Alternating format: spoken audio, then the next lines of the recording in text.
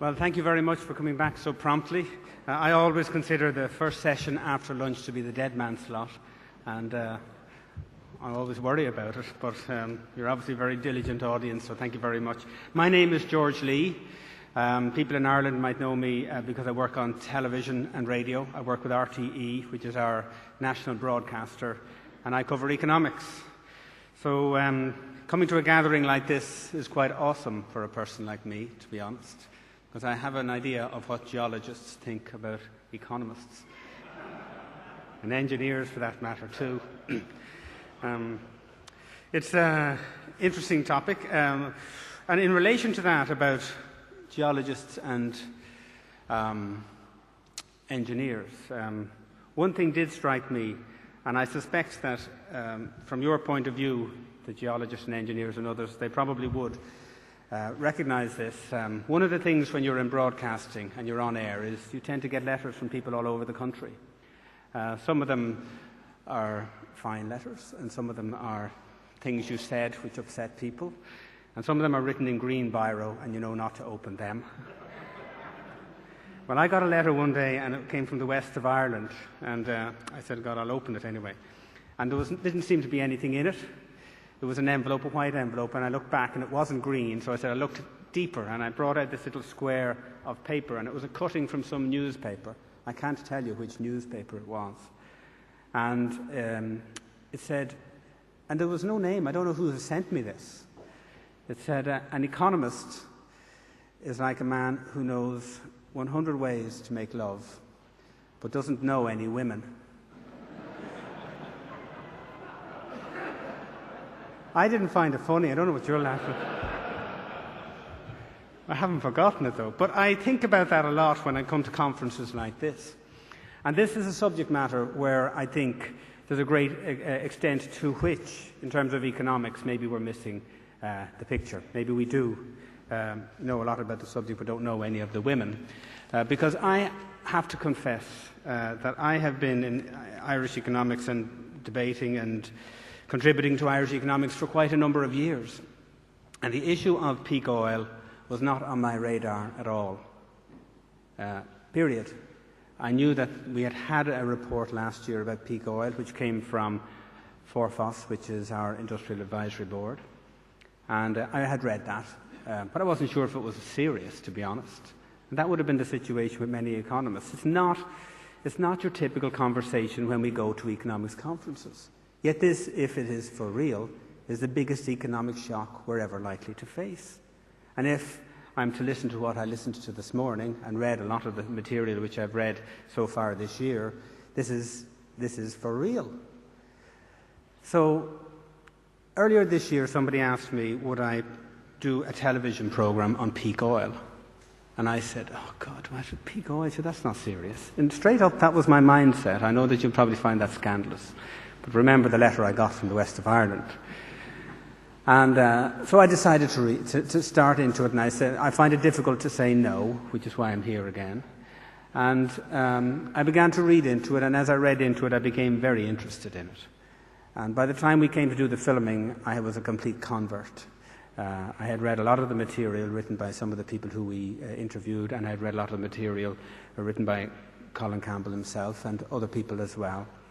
And I began to piece some of the bits together, and it's a very compelling case. So I became convinced that this is a very serious issue, and I decided that rather than not knowing any women and knowing all about the subject matter, that this was a sexy subject and that I wanted to get involved in it. So we did the programme. And I was sitting there this morning listening to the speakers earlier today, and I began to think there's an extent to which in an environment like this, you're speaking to the converted. Most of you people have come here because you're interested in the topic and you know something about the topic. But I'm telling you the public does not know about this topic. And I know that that's not your doing. It's probably the doing of people like me, who are in the media, who probably don't take it too seriously or haven't up until now. But I have scars, mental scars on my back from doing that programme, because I got chewed up by the media in terms of the reaction for bringing up and discussing something that nobody wanted to hear, which was peak oil. The programme was mainstream in terms of the message it sent out, We didn't uncover something that nobody here has never heard about. But what I discovered was that the public doesn't want to know. It's scary. And when you speak about the different issues of supply and the different dates, and somebody will say, we think the peak will be possibly 2007, 2011. No, says the IEA. We've enough till 2030. And then you talk about conventional oil and non-conventional oil. It just goes over their head, the people who you really need to reach. And there's an extent to which I think that that's what happens.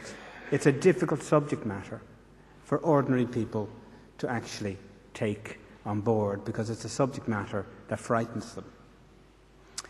And so I think that shouldn't dissuade somebody like me. It obviously doesn't dissuade people like you. And I've no doubt that if I ever find the person who sent me that little note from the west of Ireland, I'll tell them I have found a couple of sexy things to work on in economics, because this is an area which is hugely challenging as a communicator and as somebody in the media. And I know it is very difficult. I expect it to be difficult for you to actually understand how hard it is. But from radio program to newspaper, I was vilified, I was ridiculed.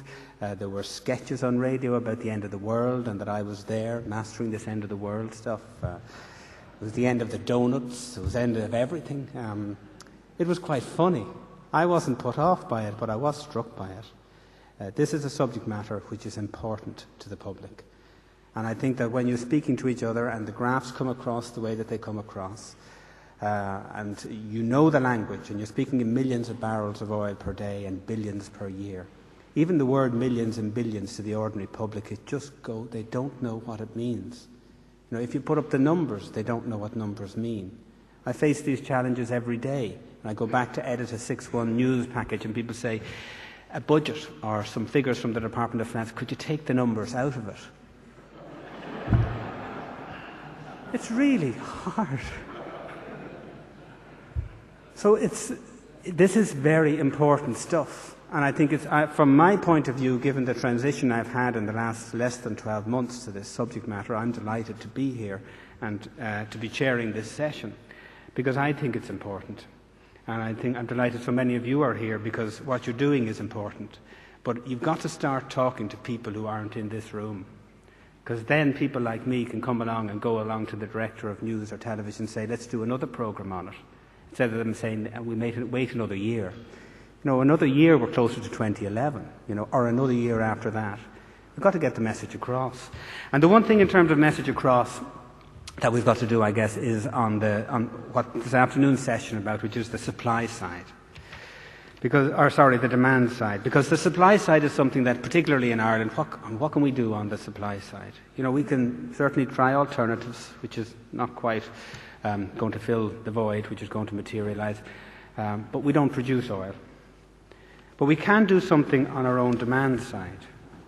And so I'm kind of interested to hear what this afternoon's session is going to throw up in relation to that. We have a number of speakers. We have 3 speakers. It'll be pretty much the same format as this morning. We'll have 2 speakers first, roughly 25 to half an hour each, and then a break for coffee. And then we come back, and I hope you come back in the same numbers and as well and as diligently as you came back this time, for another speaker and a big session where you can have your own say, which I think is important too. So that's the end of my preamble, and I want to introduce our first speaker. The session, as I said, is all about the demand side, the economics. Our first speaker is going to look at global energy demand trends. Herman Franssen. Dr. Franssen was a senior economic advisor to the Minister of Petroleum and Minerals in Oman from 1985 until 1996. And earlier he was the chief economist of the International Energy Agency in Paris from 1980 to 1985. And he brought in the first World Economic Outlook in 1983. And before joining the IEA, he was director of the Office of International Market Analysis at the US Department of Energy. So without any more from me, Dr. Herman Franssen, thank you.